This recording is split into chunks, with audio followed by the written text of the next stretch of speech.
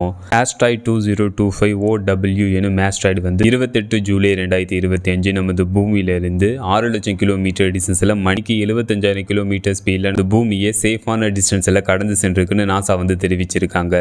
இந்த asteroid 2025 OW இந்த asteroid வந்து ஏரோப்ளைன் சைஸ் அளவில் வந்து இருக்கு. இந்த ஆஸ்ட்ராய்டு 210 அடி அகலமுடையது அப்படின்னு தெரிவிச்சிருக்காங்க. இந்த ஆஸ்ட்ராய்டு மாதிரி நமது சோலார் சிஸ்டத்துக்குள்ள எத்தனை ஆஸ்ட்ராய்டு வந்து இருக்கு அப்படின்னு கேட்டீங்கன்னா, நமது சோலார் சிஸ்டத்துக்குள்ள நமது சூரிய குடும்பத்துக்குள்ள மார்ஸ் மற்றும் ஜூபிட்டர் பிளானட்டுக்கு இடைப்பட்ட பகுதியில் மெயின் ஆஸ்ட்ராய்டு பெல்ட்னு ஒன்று அமைஞ்சிருக்கு. அந்த மெயின் ஆஸ்ட்ராய்டு பெல்ட்டில் 1.7 மில்லியன் அதாவது 17 லட்சம் ஆஸ்ட்ராய்டு வந்து மெயின் ஆஸ்ட்ராய்டு பெல்ட்டில் வந்து இருக்கு.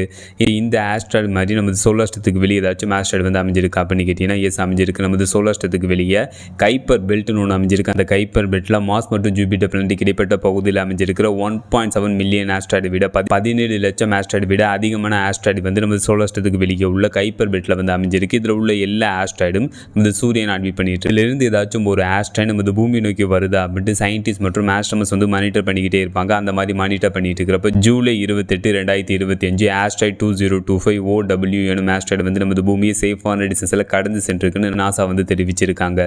சிறிய அளவுள்ள ஆஸ்ட்ராய்டு ஏதாச்சும் நமது பூமியில் வந்து விழுந்துச்சுன்னா அந்த சிறிய அளவுள்ள ஆஸ்ட்ராய்டு நமது பூமியோட அட்மாஸ்பியரில் என்டர் ஆகிறப்ப அந்த சிறிய அளவுள்ள ஆஸ்ட்ராய்டு வந்து நமது பூமியோட அட்மாஸ்பியரில் எரிஞ்சு அழிஞ்சிடும்.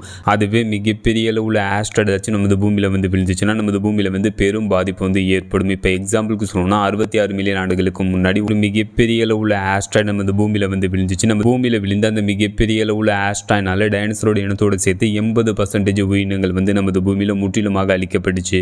66 மில்லியன் ஆண்டுகளுக்கு முன்னாடி நமது பூமியில் விழுந்த ஒரு மிகப்பெரிய அளவுள்ள ஆஸ்ட்ராய்டுனால நமது பூமியில் ஒரு கொடூரமான அழி வந்து ஏற்பட்டுச்சு. அதனால ஏதாச்சும் ஒரு ஆஸ்ட்ராய்டு நமது பூமி நோக்கி வருதா